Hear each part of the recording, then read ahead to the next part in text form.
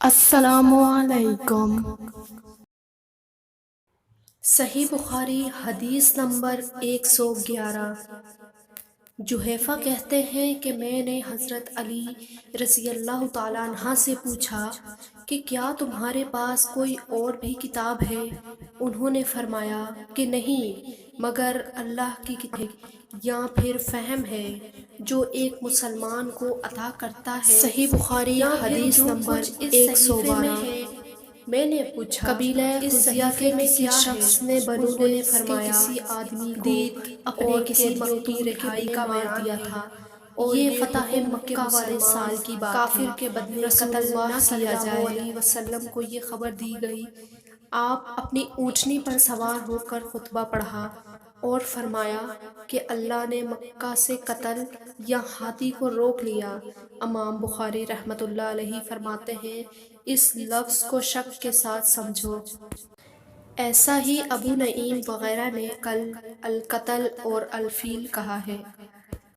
ان کے علاوہ دوسرے لوگ الفیل کہتے ہیں۔ رسول اللہ صلی اللہ علیہ وآلہ وسلم نے فرمایا کہ اللہ نے ان پر اپنے رسول اور مسلمانوں کو غالب کر دیا، اور سمجھ لو کہ یہ وہم کہ کسی کے لیے حلال نہیں ہے، نہ مجھ سے پہلے اور نہ آئندہ کبھی ہوگا، اور میرے لیے بھی صرف ان کے تھوڑے سے حصے کے لیے حلال کر دیا گیا تھا، سن لو کہ وہ اس وقت حرام ہے۔ نہ اس کا کوئی کانٹا توڑا جائے، نہ اس کے درخت کاٹے جائیں، اور نہ اس کی گری پڑی چیز سے بھی وہی اٹھائیں جس کا مناشیہ ہو کہ وہ اس چیز کا تعارف کروا دیں گے۔ تو اگر کوئی شخص مارا جائے تو اس کے عزیزوں کو اختیار ہے دو باتوں کا، یا بھی ملے یا بدلہ۔ اتنے میں ایک یمن آدمی ابو شاہ نامی آیا اور کہنے لگا یہ مسائل میرے لیے لکھوا دیں۔ تب آپ صلی اللہ علیہ وسلم نے فرمایا کہ ابو فلاں کے لیے یہ مسائل لکھ دو۔ تو ایک قریش شخص نے کہا رسول اللہ مگر اصغر یعنی اصغر کاٹنے کی اجازت دے دیجئے، کیونکہ اسے ہم گھروں کی چھتوں پر ڈالتے ہیں یا مٹی میں بھی ڈالتے ہیں۔ رسول اللہ صلی اللہ علیہ وسلم نے فرمایا کہ ہاں مگر اصغر، صرف مگر اصغر۔ صحیح بخاری حدیث نمبر 113۔ وحی بن منبع کے بھائی کہتے ہیں کہ میں نے حضرت ابو ہریرہ رضی اللہ تعالیٰ عنہ کو یہ کہتے ہوئے سنا کہ میں عبداللہ بن عمر سے زیادہ کوئی حدیث بیان کرنے والا نہیں تھا، مگر وہ لکھ لیا کرتے تھے اور میں لکھنا نہیں تھا۔ دوسری سند سے معمر نے وہب بن منبع کی مطابقت کی، وہ حمام سے روایت کرتے ہیں، وہ ابو ہریرہ رضی اللہ تعالیٰ عنہ سے۔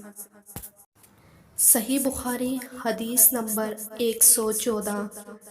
جب نبی کریم صلی اللہ علیہ وسلم کے مرض میں شدت ہو گئی تو آپ صلی اللہ علیہ وسلم نے فرمایا کہ میرے پاس سامان کتابت لاؤ تاکہ تمہارے لیے ایک تحریر لکھ دوں، تاکہ بعد میں تم گمراہ نہ ہو سکو۔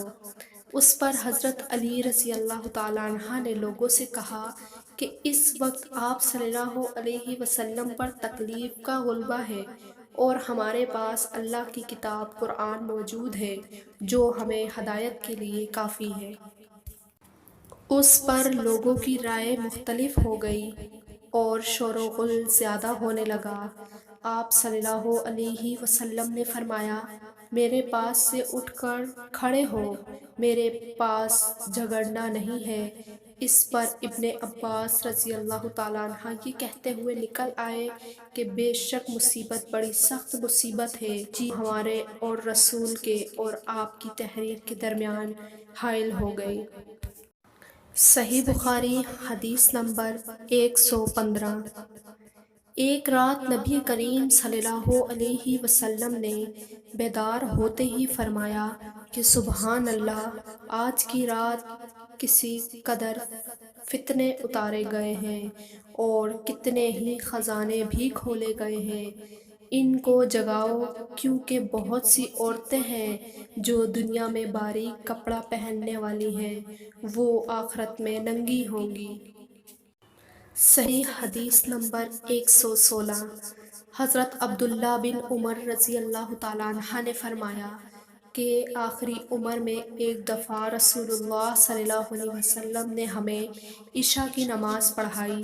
جب آپ نے سلام پھیرا تو کھڑے ہو گئے اور فرمایا کہ تمہاری آج کی رات وہ ہے کہ اس رات سے 100 برس کے آخر تک کوئی شخص دو زمین پر ہی باقی نہیں رہے گا۔ صحیح بخاری حدیث نمبر 117۔ حضرت عبداللہ بن عباس رضی اللہ تعالیٰ عنہ فرماتے ہیں کہ ایک رات میں اپنی خالہ میمونہ بنت حارث رحجان کے گھر تشریف لے گیا۔ نبی کریم صلی اللہ علیہ وسلم بھی اس دن انہی کی رات میں انہی کے گھر تھے۔ آپ صلی اللہ علیہ وسلم نے عشاء کی نماز مسجد میں پڑھی، پھر گھر تشریف لائے اور 4 رکعت نماز نفل پڑھ کر آپ سو گئے۔ پھر اٹھے اور فرمایا کہ ابھی تک یہ لڑکا سو رہا ہے یا اس جیسا کوئی اور لفظ فرمایا۔ پھر آپ نماز پڑھنے لگے اور میں بھی وضو کر کے آپ کی بائیں جانب کھڑا ہو گیا، تو آپ صلی اللہ علیہ وسلم نے مجھے دائیں جانب کھڑا کر لیا۔ تب آپ نے 5 رکعت پڑھی، پھر 2 پڑھی، پھر آپ سو گئے، یہاں تک کہ میں آپ کے خراٹے کی آواز سنی۔ پھر آپ صلی اللہ علیہ وسلم کھڑے ہو کر نماز کے لیے باہر تشریف لے آئے۔ صحیح بخاری حدیث نمبر 118۔ حضرت ابو ہریرہ رضی اللہ تعالیٰ عنہ کہتے ہیں کہ لوگ کہتے ہیں کہ ابو ہریرہ بہت خوبی سے بیان کرتے ہیں، اور میں کہتا ہوں کہ قرآن میں 2 آیتیں نہ ہوتی تو میں کوئی حدیث بیان نہ کرتا۔ پھر یہ آیت پڑھی جس کا ترجمہ یہ ہے کہ جو لوگ اللہ کی نازل کی ہوئی دلیلوں اور آیتوں کو چھپاتے ہیں، آخری آیت رحیم تک۔ واقعی یہ ہے کہ ہمارے مہاجرین بھائی تو بازار کی خرید و فروخت میں لگتے ہیں، اور انصار بھائی اپنی جائیدادوں میں مشغول رہتے ہیں، اور اب وہ رسول اللہ صلی اللہ علیہ وسلم کے ساتھ جی بھر کر رہتا تھا کہ آپ کی رفاقت میں شکم پری سے بھی بے فکر رہے، اور ان مجلسوں میں حاضر رہتا جن مجلسوں میں دوسرے حاضر نہ ہوتے، اور وہ باتیں محفوظ رکھتا جو دوسرے محفوظ نہیں رکھ سکتے تھے۔ صحیح بخاری حدیث نمبر 119۔ ابو ہریرہ رضی اللہ تعالیٰ کہتے ہیں کہ میں نے عرض کیا، یا رسول اللہ، میں آپ سے بہت باتیں سنتا ہوں مگر بھول جاتا ہوں۔ آپ صلی اللہ علیہ وسلم نے فرمایا، اپنی چادر پھیلاؤ۔ میں نے اپنی چادر پھیلائی۔ آپ صلی اللہ علیہ وسلم نے اپنے دونوں ہاتھ کی چلو ارائی اور میری چادر میں ڈال دی۔ فرمایا کہ چادر کو لپیٹ لو۔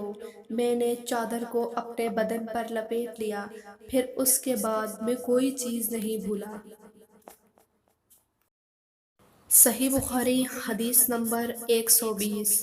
حضرت ابو ہریرہ رضی اللہ تعالیٰ عنہ فرماتے ہیں کہ میں نے رسول اللہ صلی اللہ علیہ وسلم سے علم کے 2 برتن یاد کر لیے ہیں کہ قوموں نے پھیلا دیا ہے، اور دوسرا برتن اگر میں پھیلا دوں تو میرا یہ نرخرا کاٹ دیا جائے۔ امام بخاری رحمۃ اللہ نے فرمایا کہ مرخرے سے مراد وہ نرخرا ہے جس سے کھانا اترتا ہے۔